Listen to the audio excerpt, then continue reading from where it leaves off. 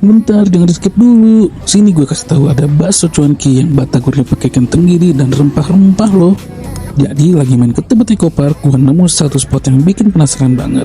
Namanya Kumengke, spesialis bakso cuanki sama batagor ikan tenggiri.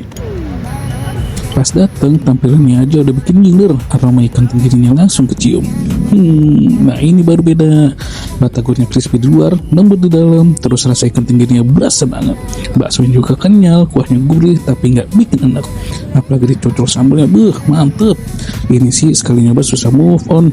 Approve banget sih ini, sampai susah berhenti makan bakso cuankinya. Jangan lupa pesen minuman rempah-rempahnya yang bikin dahsyat banget.